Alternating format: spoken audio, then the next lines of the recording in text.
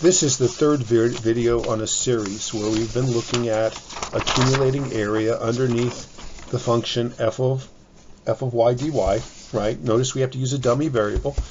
In the first video, we talked about how to find values, how to use integral properties, and we slipped in the extreme value theorem coupled with the candidates test. In the second video, we looked at applying the first derivative. Now, in this video, we're going to look at the second derivative. Okay, so we're going to look at the second derivative of g. Well, what's that? That's g double prime. Okay, what can we ask about? Well, we can ask, where is g prime increasing? Where is g prime decreasing? Why can we ask that? Because you need to remember that the second derivative always models the first derivative. But we could also ask for, where is g concave up and concave down? And remember, there's a couple, Mr. Isaac made a mistake here and didn't write up.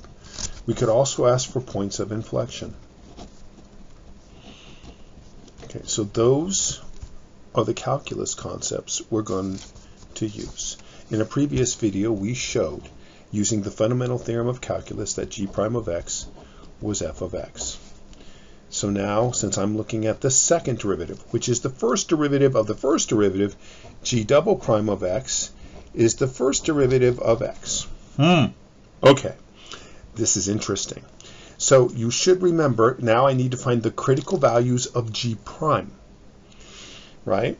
The critical values of g prime are where the second derivative is 0 and or the second derivative does not exist, depending on how you want to look at it. So let's talk about, where is the second derivative 0 to start. So you look at the graph and you know that this is a graph, and I would always encourage you to label this, because otherwise it's easy to mess this up. Well, if I want to know where its derivative is 0, I'm looking, where would I see horizontal tangent lines?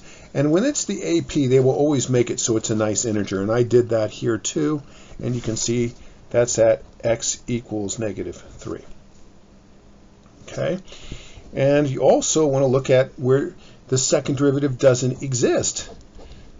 And in this case, you're looking for corners, you're looking for cusp, and you're looking for vertical tangents. Now, there are some issues here. First of all, there is a corner right there. So it doesn't exist there, and by inspection, you should see that that's 4.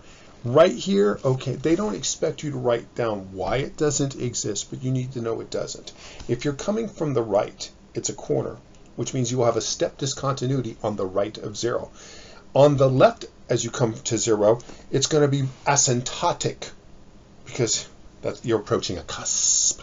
So, at x equals 0 and 4, okay? Now, g double prime of x. Now, one of the things I do is, when I'm doing these, I know my domain is -6 to 8. It's not going to change. Okay, at -3 on my sign chart, I'm going to write it's a 0. At 0, I put d and e, because it doesn't exist. And at 4, I put d and e.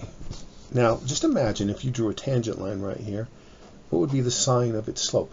It would be negative. So this is negative. Over here, right, just imagine drawing it, and it would be positive. Okay, step discontinuity, right? Now, you already know that this slope is a positive slope, and you know that this is a negative slope. So I know a few things right now. First of all, since this is a graph of g prime, let's go back. When I look at the graph of g prime, okay, if I see local extrema, I know those are points of inflection. Look what happens in the sign chart. At those places, did the second derivative change signs? If I'm looking for a point of inflection, all I care about is the second derivative's signs flip. I don't care how they flip. They're not asking me that question. Now, if they ask me, does the first derivative have a local extrema there, then I do care and I have to be more precise. So you have to know which theorem you're using, where you're applying it, from there to there. Okay, let's go through some of the questions they may ask. They may ask, on what intervals is G concave up? Oh, okay. Now, doesn't it, okay, it's concave up on this open interval from -3 to 0 and 0 to 4. I want you to pause this video and write the sentence. There's two ways to write it. Now, here we go.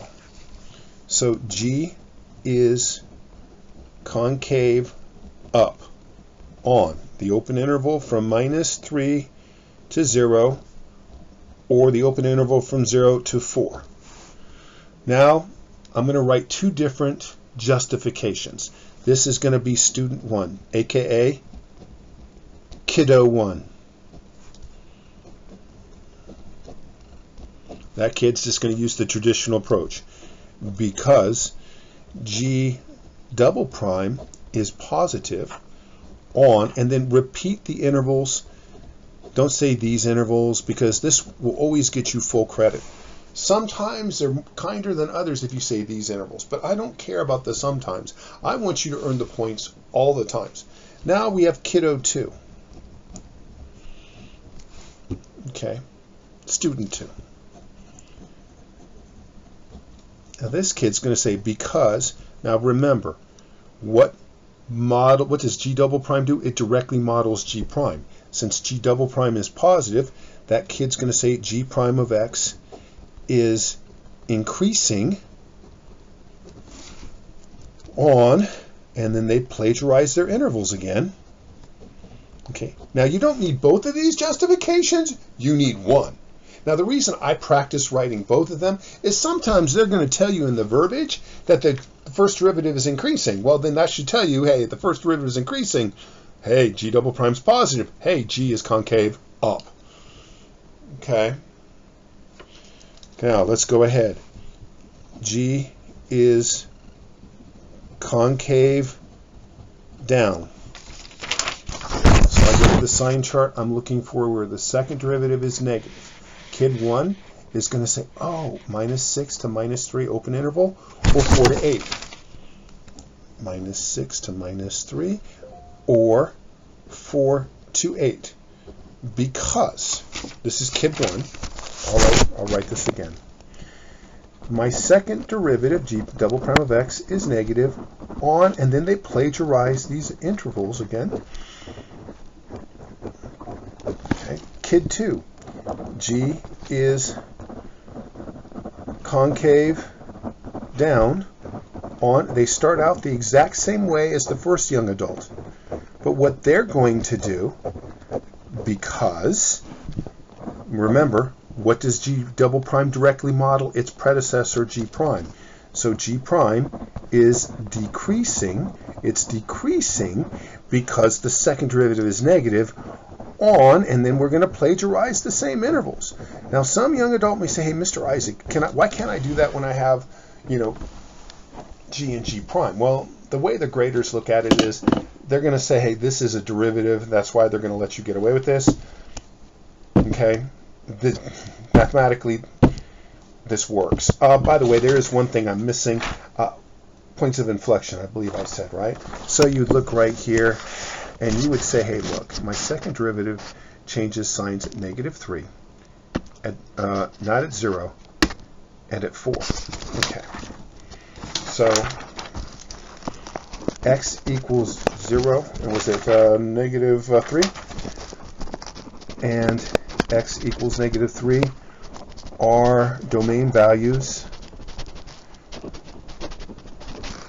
of G where G has a point of inflection. Now, let's think about what that means, because, first of all, these have to be critical values of G prime. So go look at here. That one is 0. That one doesn't exist, okay? Because G prime of -3, don't forget the negative is 0, and G prime of 4, was it? No, wait. I just copied down a wrong, oh, you know what? This is 4. Yeah. 4 does not exist, and oh wait, this isn't G prime, G double prime. Label problems. And G double prime changes signs at both x equals -3 and x equals 4. You don't care how it changes signs, you just care that it changes signs. And then that takes care of that. Now, normally what I do is I write a sentence for each. I don't make one big sentence like this because it's too easy to make a mistake. Now, there's another way I could have written this justification. Instead of talking about how G double prime changes signs, I could have said because G prime changes from increasing to decreasing or decreasing to increasing. Then I have to be more precise in my use of labels and vocabulary words at x equals -3 and x equals 4. I hope you found these 3 videos helpful.